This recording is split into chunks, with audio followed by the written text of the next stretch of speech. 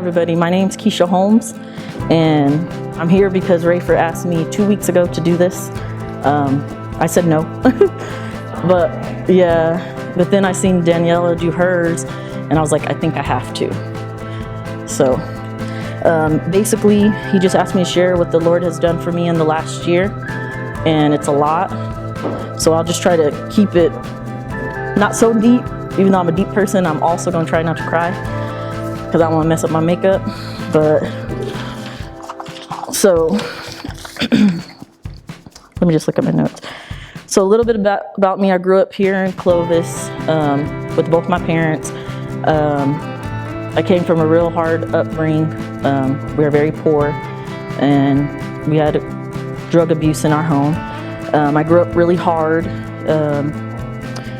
I felt like my whole life I had to basically fight so much battles, and that I had to, I felt like I was always there where I was meant to be, but it kind of like dangled in front of me. I don't even know if that makes sense, but that's how I felt.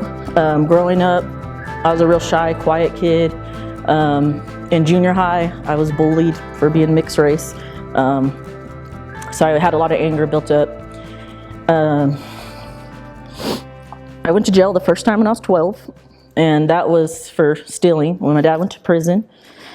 I also just found myself in a really dark place at that age. My dad was in and out of prison my whole life. A little bit about that.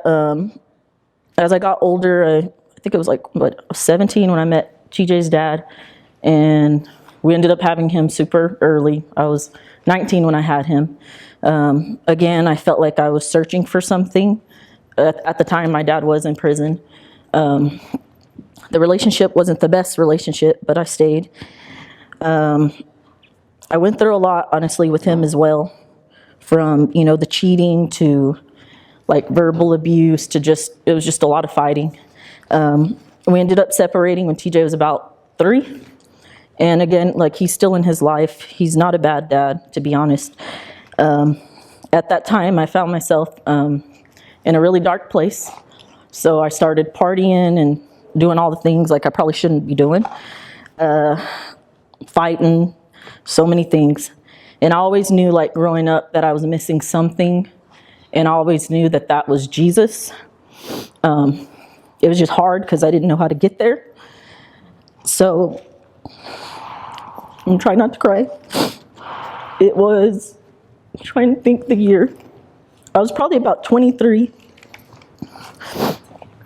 Thank you. I think I was about maybe 23. I had an altercation at a club, and I ended up getting in a fight. And I hit a girl with the bottle, and which I'm not proud of today, but it was a 3rd-degree felony. So I always knew I wanted to go to school and be a nurse as well. So at that time I went to jail. It was actually Easter, and I think that's where I woke up and I got tired of my lifestyle that I was choosing for myself. I kind of broke down in there, and that's where I really learned to become close to the Lord. To wrap that up, I ended up beating those charges in self-defense because I was jumped at that club that day. So if I would have got that felony charge, I would not be a nurse today. So I thank the Lord for that. I decided to go to nursing school, I think it was 3 or 4 years ago. I applied for the program. The first time I applied, I can't remember the exact year. I honestly didn't get accepted because I had 1 C. So I went back and retook that class. And then the following year, I think it was 2000, maybe 17. I'm not 100% sure. I ended up getting accepted into nursing school. I was excited but scared because I've always kind of been the provider for my son. I've always worked. When I joined nursing school, I wasn't able to work as much. So I would only work the weekends. So first semester was probably one of my hardest semesters. In the middle of that semester, I remember getting a disconnection notice from my electricity because I wasn't able to work as much. My electricity actually got cut off in that semester. I didn't tell my family or anything, but I just kind of dealt with it on my own and prayed about it. So I know my car, I was behind on my car note as well. So then I decided to withdraw from nursing school that semester. And that was, I think, 2017. So I went back the following semester just because I was getting my income tax. So I thought, okay, this will be better because I have more money to lean on. So I went back to nursing school in my first semester. And it was easier, of course, because I was more financially stable. I ended up passing that semester by the grace of God. Hardest thing I ever did. So then I decided to go back again. I continued on with my second semester. That was the hardest one for me. I was fighting a lot with TJ's dad. It was just, my dad was going through a lot, which those that know me and my family understand, like kind of what we were going through. My dad was homeless. It was just a really hard time. And I was trying to be there for him, while be there for my son, while be there for myself, while work, while trying to keep up with stuff with school. It was just hard. I was constantly opening, the doors for my dad at my house. I was helping him if I could. It was just really, really hard. I can't even explain how hard it was. Well, I went all the way to the end of that semester, and I ended up failing. I went in passing in my finals, but I failed with a 0.02. So I needed a 77. I failed with a 76.98. It was probably one of the hardest days and seasons of my life. I remember it, I think it was May, and then it led into the summer, and I just like dwelled on it all summer. Like I was just so hard on myself because I had people telling me, well, maybe it's not for you, and maybe, you should try something else. And I remember I was so upset. Well, I told myself I'm not going to go back. I'm just going to find something else to do, which I had made my mind up, so I thought. And as it got closer to the semester, I felt like, for me personally, I've always felt like things kind of, like is how I picture it. Like, I don't know if this makes sense, but like a string, and like something's meant to be mine, but it kind of just dangles. And I could see myself like jumping for it, but I kept missing it. But I could see it, it was right there. So I was like, well, if I give up now, I give up on myself and I give up on my son. So I decided to go back. Again, that semester was very, very hard for me. I struggled, but I did so much more better. Grade-wise, I was still struggling financially. Well, I ended up going through that semester, and I was in that semester with a lot of really good people. And I was grateful in the end for repeating that semester because I feel like because of that semester, it made me the nurse I am today. Just because it was so hard and we covered so much material, I felt like I needed to redo it again just to be where I'm at. So I ended up passing that semester finally. And so that was December of 2000 and I want to say 18 maybe. Yeah, I think so. And I got my little certificate in the mail. I was so proud of myself. So I told my family and everybody, I was like, I'm going to start working a lot during my Christmas break because I had a little break from Christmas till I think January something. And I was like, I'm going to work a lot just so that I can save money to test because while in nursing school on the weekends, I worked as a CNA. I've been in the nursing field for a while. So while in nursing school, I worked as a CNA and I was like, well, if I test for my LPN, I can make more money because I know I have to work. So I was like, okay, I'm just going to work extra. Well, my family and my pastor, I was at church one day. We were at the old building then. And they came up behind me. It was around Christmas, I want to say. And Jenny handed me something. And I was like, well, what is this? I didn't expect it at all. And I opened it, and it was a check. And the check was, I don't know if sorry, I'm going to say it, but I don't know if it was secret. But it was $450. They gave me the money I needed to test for my LPN. My family was also in on it, which I did not know. I cried and I told them I really can't accept this. I don't want to accept this, but they didn't. They made me accept it basically. So the pressure of like having to work so hard in between my break, which I still worked, because when I was on break I would work full time. So when I was out of school, I told them I'm able to work full time, And my job on top of that, my job was just kind of giving me a hard time. I worked at Wheatfields at the time, and we were in and out of like different management, and not all of them understood like nursing school with me, so they didn't really want to work with me. And I think at that time I had a manager that just didn't really want to work with me. So I was like seeking hours. I was begging her to let me work so I can have this money to test. And I thought I was going to test in January of 2019. I didn't. At that point, I was in my 3rd semester. So I remember that semester, it was going well. It was still hard, but I had my little check, and I didn't even cash it yet. I don't think I cashed it till like maybe April, like put it in the bank. And I was just like, in 3rd semester, like I said, was going really well for me. Well, at that time, still, I was going through what I was going through with my dad. I remember going through that semester, and, you know, I had some friends that kind of like betrayed me a little bit, and it was just really hard. But I was passing, and that's the first semester where I was actually like going into my finals, and I was confident. Well, I ended up passing that semester by the grace of God. But literally that same week, I think I found out that Tuesday that I passed, and that Friday my dad was in the hospital. And they found him unresponsive at the Hillcrest Park, like face down. And we didn't know if he was going to live or not. Me and my brother Dennis rushed there. We did get to see him just for a second, but I don't even know if I seen him. I think my brother Dennis, it's just such a blur. I don't even know if my brother Dennis seen him.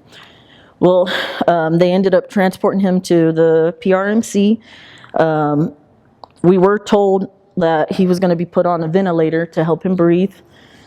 So I just felt like at that moment I went from like being on top of the world that Tuesday to like, that was my first semester where I really just went in. I concentrated, I passed, and I was very proud of myself. And I went from that to like literally the end of that week to like defeated.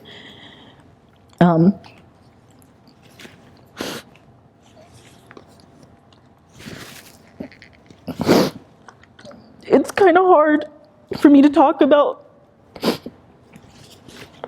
those experiences because it was just a really, really hard time. I stayed with my dad. I remember, I don't even know if I was full-time at work again because I just passed the semester. And my family, everybody that knows me personally knows like I have a really big heart.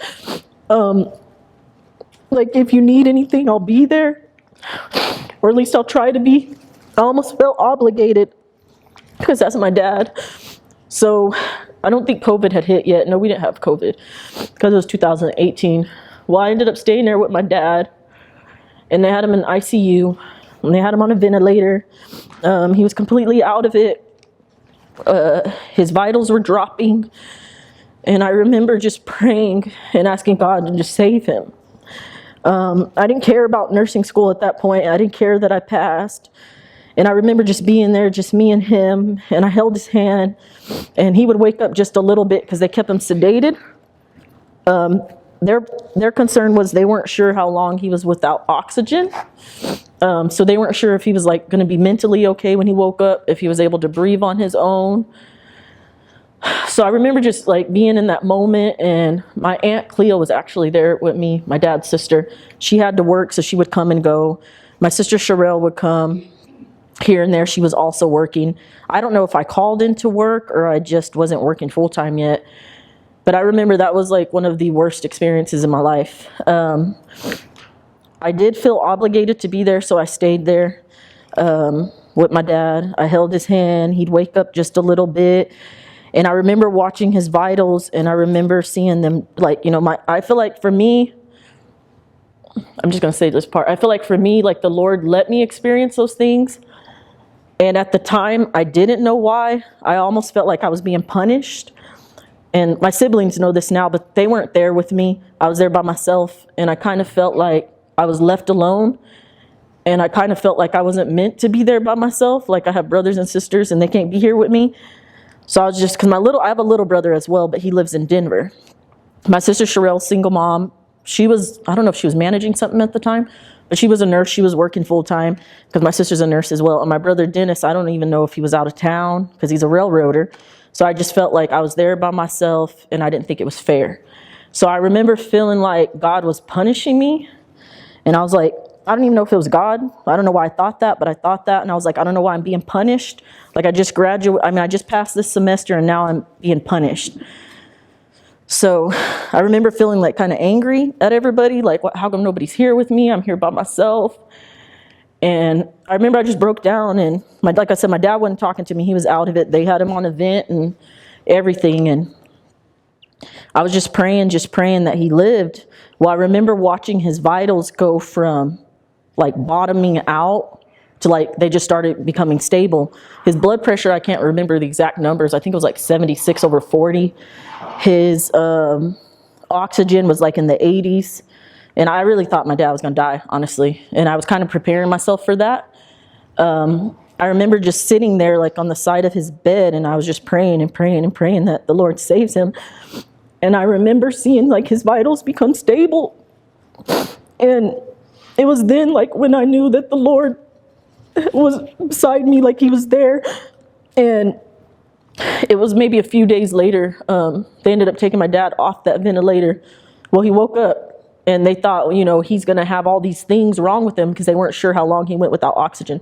And this isn't my dad's first encounter, like, on becoming unconscious and everything. We've been through a lot, me and my siblings, honestly, which I don't want to go back to that place. Like, I don't want to talk about all that. But he ended up, waking up. And they were like, well, he may not be able to walk. He may not be mentally okay. We just need you to understand. Like, he may be brain dead, all these different things. Well, he ended up waking up, and he walked like nothing was wrong with him. And I was like, what? I was amazed by that. And they was like, he's doing great. Like, he went to the bathroom on his own. He's talking to us. And I remember him being mad at us, like when he did wake up, because he kept telling us, I just want to die. I just want to die. Like he's in a dark place. And we would hear that a lot. I don't even know if he recalls those conversations where he would call us with stuff like that. But for us, like as his kids, like growing up and what we grew up in, and like just all that we've been through, it was too much. Honestly, it was just too much. So he ended up calling us, I think that next day, and apologizing and saying he wants to see us. Well, we ended up going up there and we saw him. I think all of us, maybe. My little brother wasn't there, but my little brother was thinking about flying down from Denver, because we weren't sure what was going to happen with my dad. Well, he ended up getting out the hospital. I don't know what all happened from there, but I remember leaving there and I was just like so done. But at the same time, I was grateful that the Lord saved my dad, because I really thought he was going to die. Like I really did. And after that happened, I went through my summer. I then felt more obligated to do for my dad, because I'm kind of the kid he would call for everything. And that's not even just my dad, that's everybody. Like people that know me understand that if you need anything and you call me, I'll be there for you. That's just who I am as a person. I have a really big heart. But it was getting to the point where it was just heavy for me. And I remember I would come into church and I would talk to Rafer about it, and he was all, it shouldn't feel like that. And if it feels like that, you need to, you might be doing it in yourself and not in the Lord. Like me trying to carry the weight. But I always felt like I was obligated to change people or just to help everybody. Well, I went through that summer, and I remember trying to help my dad get in an apartment. We put in applications. He maybe stayed at my house, stayed at my brother's house. He stayed a little bit everywhere. And I was just like, I got to get him an apartment before I go back to my 4th semester, because I can't deal with this. So he didn't get an apartment. He was still, going through his things. I think he even... I don't know if it was that summer, but he passed out again. He was at my apartment, and I was letting him stay there for a little bit. And my son actually seen him, like he was looking outside. Me and him had gotten an argument, and my dad wanted me to go pick him up. And I was like, Dad, I can't. I'm working on paperwork, like literally clinical paperwork for school. It was due like that Friday. And I believe it was already Friday. It was due at 11 at night. He was like, well, you didn't answer your phone. And I was like, well, I'm busy. He ended up coming to my house. He was definitely out of it. He left the house. We had, an argument. He took off walking, and he just collapsed outside by our dumpster. I didn't see him. My son did. But my son called me from, we live in apartments. So he was upstairs. I was downstairs. And he was like, Mom, Pawpaw's on the floor out there. Well, I'm thinking like he's just not playing, but like, I didn't know what to think. So I actually went up to him and I approached him and I was like, Dad, like he wouldn't wake up. I'm all, Dad. Like he still wouldn't wake up. purple. His lips were purple. And at that time, I was already in my 3rd semester. So it's like I knew what I was seeing, like as a student nurse. And I was like, Dad. So I tried to wake him up. Again, I was out there by myself because I told my son to stay in the house. I didn't want him to see it. And I called 911. They were like, do you know how to do CPR? I was like, I do, but I'm scared. Like, this is my dad. I don't want to touch him. Like, I didn't know if he was passing. I didn't know what. And he wouldn't wake up. Well, finally, some of the neighbors came out there with me. The ambulance ended up coming, and they took him then. He was unconscious. And I get a call maybe an hour later that he was okay. They gave him something, which I don't want to share that in detail, to bring him out of it, basically. And I went to the hospital and picked him up. And then I remember feeling at that moment like I was even more responsible for everybody, my dad and everything, because I felt like if I didn't do for everybody like that, they weren't going to be okay. And I literally thought it meant like life or death, like in a situation with my dad. So I felt more obligated to do for him. I ended up going back to school for my 4th semester. Probably one of the hardest semesters for me as well, because at that time we had to test at the 7-week mark. We had to take our final, and I was working still on the weekends. So I was working on the weekends. I'm a mom. So my son, he had his homework. COVID hit, I believe. So he was at home. He had online work. I had to help him with his online work, plus do my work. No, actually, I'm wrong. That was the semester before. So the 4th semester before, he wasn't online yet, because I think that was 2000 and maybe 20.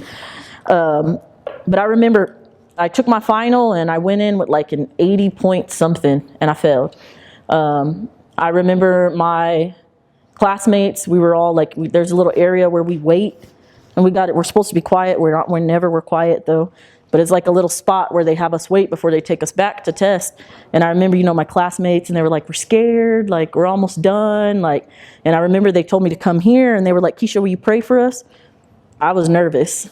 So then we all, got in a circle, and that was the first time I ever really prayed in a group like that. But I prayed for my classmates, and I prayed for myself. But it's like I knew going into that, because I had already been up praying for myself, that the Lord told me already that I was going to go through some things, and that I kind of felt it in my heart I wasn't going to pass. It's like I already kind of knew. Like I had an idea, because the Lord told me, like, this is going to be a rough year, but you're going to go through some things, basically, that you're going to be okay. So I stood in that circle with them. I prayed. We all went in, took our finals. We all came out. When I came out, my friends were like, how'd you do? And I was like, I failed. And it was like, stop lying. Like, like you prayed for all of us. How'd you fail? And I was like, I failed. And I did fail. Shelly was actually there for me. I called her right away. I was kind of ashamed to call my family. And again, I felt the same way. My 2nd semester, I failed. My 4th semester, I failed. So I felt like again, like I always pictured with my life, that little thing, and it was dangling in front of me. And I was like, I'm jumping and I'm trying to make it, but I can't, So I failed that semester, and I was just hard on myself about it. And I wanted to quit. I didn't want to go back, but I didn't let myself quit, because I was like, if I quit now, I quit on my son, and I'm already right there. It's my 4th semester. So I kind of went through my little depression. My dad was still in his place. I was dealing with that. I was dealing with things with my son and his dad. It was just really a really heavy place. But I came to terms with it. I was okay. Well, I went back to work full time. I think it was, because in 4th semester, you couldn't continue the semester. So I believe it was like maybe October of 2020. Yeah. And you couldn't continue the semester. So was it 2020, 2019? I can't remember. Huh? 19, huh? I feel like I'm jumping because I'll explain later. But yeah, it was 2019. Well, I finished, let me see. So when you failed halfway through on that one, you couldn't continue. So I was basically kicked out for the rest of the semester. So I went back to work full time. At that time, I was working as an LPN, so financially, I wasn't struggling as bad. I knew I was going to have to go back, so the semester finished. I watched my friends. I seen them online walk. I even went to the graduation. It was the hardest thing for me. I went to both the graduations, my 2nd semester class that I was supposed to walk with, and my 4th semester class. The person I am, even though I was super uncomfortable, I felt like I needed to be there for them because it's not their fault that I failed, you know? So I made myself uncomfortable, which I find myself doing a lot, and I did that. I went to the graduation, I cried the whole time. It made me feel worse kind of because I felt like I was supposed to be up there and I wasn't, you know? And like I said, I've always felt like I was just being punished for some reason. I didn't understand like why it was so hard for me when I'm watching everybody else. And I'm like, I remember being jealous almost, like, I don't get it. Like, why am I being punished? So I went to their graduation in December, decided to go back in January. I actually met a lot of awesome people in that semester. I was actually in there with Anissa. I talked, I made new friends. I mean, I had friends anyways. A lot of people knew me just from nursing school alone. And I remember going through that semester, I decided to stop working. It was January, so I ended up getting my income tax again, because I've always worked, so I always got like $4,000 to $5,000 in income tax, plus I got my son. So I get a decent income tax. So I was like, well, this is what I'll do. I'll quit working from, I think it was 7 weeks. So I let my job know, who was at Wheatfields at the time. And that boss at the time worked with me, which was a blessing. I took 7 weeks off of work. I remember feeling super just overwhelmed because I had never just not worked. Well, I took the 7 weeks off. I went back to school. It was hard. I continued. I ended up taking my final, I think week 7, and I passed. So I passed my finals and I got to continue. So then I continued on with clinicals. And I just finished through the whole semester. I kind of knew at that point that I was going to pass. But I did have a hiccup, I believe it was in December. I found out that I was no longer going to get financial aid. So you can only get it for a certain amount. So my very last semester going back to repeat, they told me I don't qualify anymore. I think it was going to cost me a couple thousand to go back. I remember again feeling super defeated. I was like, I already made my mind up. I'm going to go back. And I still remember it like yesterday, and I was just so down on myself. And I was like, I guess I'm really not, you know, meant to be a nurse. Like, I'm just not, because this is just too hard. Everything keeps going wrong. And I remember, I think I talked to Shelly and a couple of other people, but I ended up writing a letter to financial aid. I took it into them, and then I ended up asking to speak to, I can't remember her name exactly, but a lady that kind of ran the financial aid office. And I just talked to her and I told her, look, I already quit my job for this. Like, I'm back. I'll pass it this time, I promise. I basically begged her. She was all, I don't know if I could do that for you. Like, I'll bring it up to the board, this, and that. Well, in that process, she recommended that I apply for like scholarships. Well, I applied for a couple of scholarships and I applied for financial aid again. Well, come to find out, I believe it was the middle of January, they accepted financial aid. So I got like $3,000 on that. They gave me all the financial aid they can give me, and I got 2 scholarships.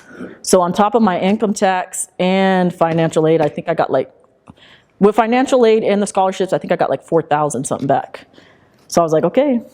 So then, like I said, I continued my semester. That made it easy for me when I chose not to work for those 8 weeks. I passed my finals, and I always knew, like, clinical wise, that I would pass. I always passed my clinicals. And I feel like for me, I'm a very caring person. I love people. I'm social. Like, I never had a problem with clinical. So for me, it was always the final. So like, once I passed that at 2019, I believe, once I passed that, week 8, I went into my clinicals. I was doing great, had A's, COVID hit. So it was really hard because I think it was March of 2019, I'm not sure. But COVID hit, and TJ ended up having to be like homeschooled. So I had him at home. I had paperwork at home, which they made the paperwork extreme because we were no longer in school. It was just hard. And I remember, again, I had hit another breaking point. Like, I literally wanted to quit. And I was just like maybe like a month and a half before graduation, I was just like, I'm done. Like, I can't do this. I'm a mom. I'm a single mom. I got my son. He's got homework. I went back to work because I only told my job I need 7 weeks. So I was back working, and I was just like, this is just too much.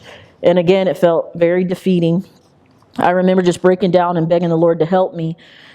So then I pushed through. I passed nursing school. I think it was 2020. Yeah, it had to be 2020. May of 2020, I graduated. We did not get to walk because of COVID. So I went through the whole summer, I was proud of myself. I continued to work on my We have to do something after graduation. It was called Kaplan, so it's online testing. Well, with me going back to work full time, I still had TJ. I continued to work on that. I couldn't really focus just on my Kaplan because, again, I have a kid to take care of. I have bills.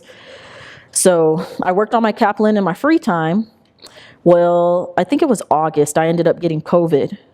Was it August? I just started a new job with my sister. We worked at a nursing home.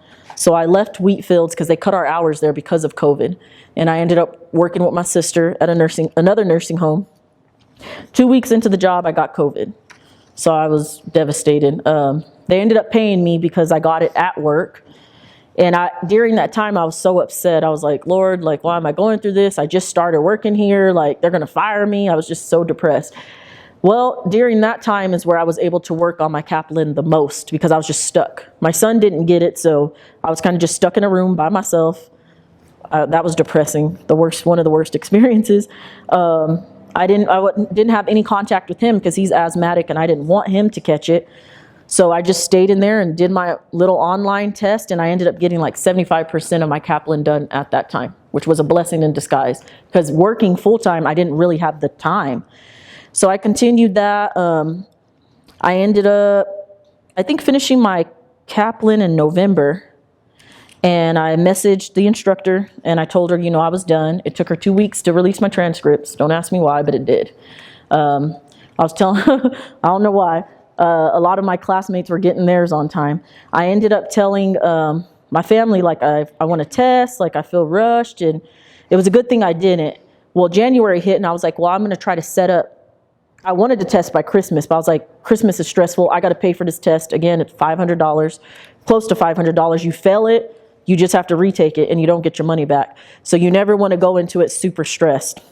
So I was like, well, I'll just set up in January. Well, January hit, I was going to set up and I didn't. And I was like, well, let me just wait a little bit. So I was like, I'll set up in February. Well, my dad ended up on a ventilator again in February of this year.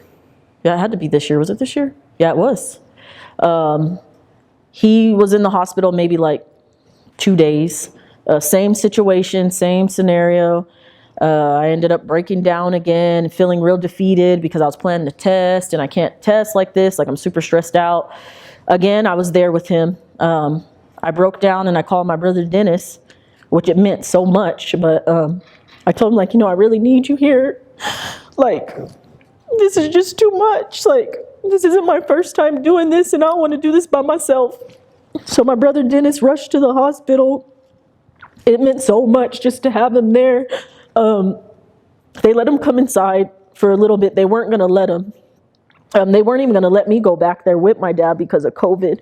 But like, I basically begged them, like, as I said, my dad was unconscious. He was on a ventilator. I went back there and I begged for my brother Dennis to come up there. He finally did. And anybody that knows my brother knows he doesn't like situations like that. Like, he gets stressed out. Like, he'd rather not. Well, he came and he was at the hospital with me and I stayed there. I think he ended up leaving because my son was with Lore. And then, of course, he has his kids. Well, I stayed there till about 1, 2 in the morning, and then they finally let me leave. And I remember then just praying, like, Lord, let my dad live. Like, here we go again. Like, it was terrible. And I had work that day. I had worked a 12-hour shift that day, and I was expected to work the next day. Well, come to find out, my sister at the time, she was my boss. So all I did is I told her, I said, Cheryl, I'm not going in tomorrow. Like, I'm still up here with Dad. Like, I can't go. So my dad stayed in the hospital. I don't know what they gave him, what they ended up doing, but he ended up making it again. He woke up, he was fine. I ended up picking him up, taking him home. And it was then again where I knew, like, the Lord, he's real. I always knew he was real, but I felt like it's because of all of the things that I had to experience has made me realize even more so today just how real he is. I pray, he talks to me. I can hear it as clear. Like, it's very clear. He's promised things to me. I always knew, like, I was going to be a nurse. I always knew, like, one day I'll be a wife. I always knew I was going to be a mom. I always knew that I was going to have all these things that he said I can have, even though the world makes you feel like you can't. I lost my place. Hold on, let me think. So my dad ended up coming home, not to my house, but where he was staying at the time. I did decide finally, I was like, well, my dad's already had like his issue. Maybe I can test now. So I set up for my RN NCLEX in March of last year. And I tested April 6th of last year and I passed. I found out within like, what was it? Not even an hour, Hunlore, after my test that I passed. Like, but I knew taking my test, I passed. Like, it was like, I knew it. And what's crazy is like, with being a nurse and what I experienced with my dad, all of those things was on that test. So it's like I already had experience in those areas. So I was like, oh, that's right. So it was easy. The Lord made it easy for me. I knew I passed. I walked out, I was like, I passed. So I found out like not even an hour later that I passed. Me and my family, we celebrated. They got me a cake. I was still working at my old job at the time, which was Genesis, with my sister. In August, they required for people to get the vaccine. I didn't want the vaccine, the COVID vaccine. I still don't have it. I just didn't want it because I had COVID already. I was like, I don't see no point in getting this. So my job said, if we don't get it, we'll lose our jobs. Well, I lost my job August 27th of this year. I had no backup plan. I had about $4,000 in the bank saved up, but I really didn't know what I was gonna do. I told everybody at church about it. Daniela, different people were praying for me. I was kind of freaking out, but I wasn't like freaking out. I was like, I know that the Lord's going to take care of me. He's took care of me all these other times. Well, I lost my job. It came down to it. I got the word on August 2nd that I was supposed to get it by August 27th, I think. I didn't get it. So I was without a job for 6 weeks. The Lord took care of me during that whole time. I didn't lack. Like, me and my son could still go out to eat. Like, it was really weird. And I was just like, what is this? I didn't struggle like at all. And I had no job. I had no income. Well, I think it was September 27th. Yeah.